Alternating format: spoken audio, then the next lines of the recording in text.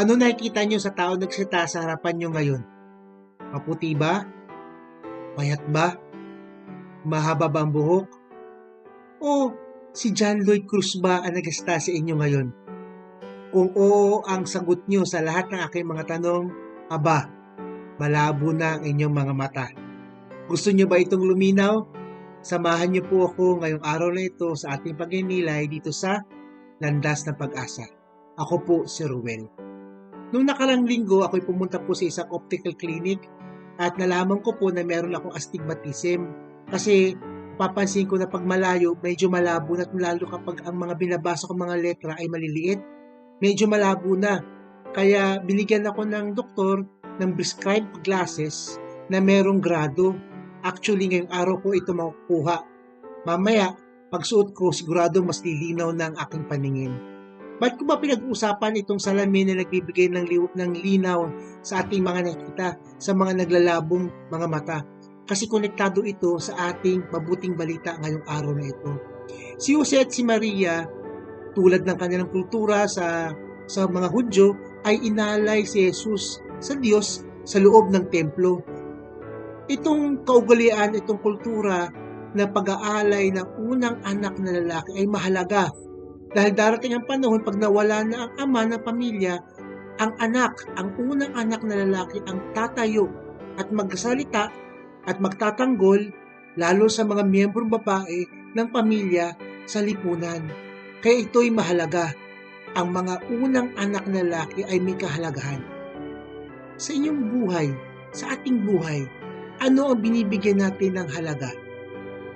Bigyan niyo ako ng pagkakataon na mag-recommend ng dalawang bagay. Ito ay ang ating isip at ang ating puso. Ito ay mahalaga sa isang tao. Kung ito ay mahalaga, dapat ating itong inaalay sa Diyos araw-araw.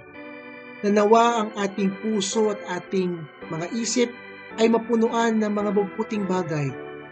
Pagmamahal, kapayapaan, pagpapatawad, pagbubukas palad sa iba, at pagtulong lalo na sa mga nangangailangan. Ito ay mahalaga. At siguradong matutulungan ng dasal na mapunuan ng mabubuting bagay ang ating isip at ang ating mga puso. Sa pagdarasal, nakikita natin ang liwanag na gumumula kay Jesus. Sa madaling sabi, nabibigyan ng linaw ang mga matang minsan ay nanglalabo sa tulong ng dasal.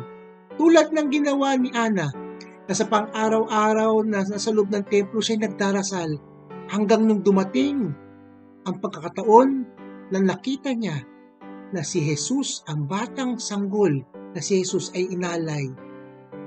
Lumiwanag ang kanyang mga mata. Tunay na nakita niya ang liwanag na nagmula kay Jesus. Sabi ng aking ina nung ako'y bata pa, dapat daw araw-araw kumakain ng kalabasa. Dahil ang kalabasa ay nagbibigay ng linaw sa mga mata. Tulad ng kalabasa, ang pagbibigay ng oras sa pagdarasal ay siguradong makakatulong upang makita natin ang liwanag na nagmumula kay Jesus. Sigurado sa pagdarasal, liliwanag at lilinaw ang ating mga mata sa pang-araw-araw. Maligayang Pasko at bagong taon sa inyong lahat.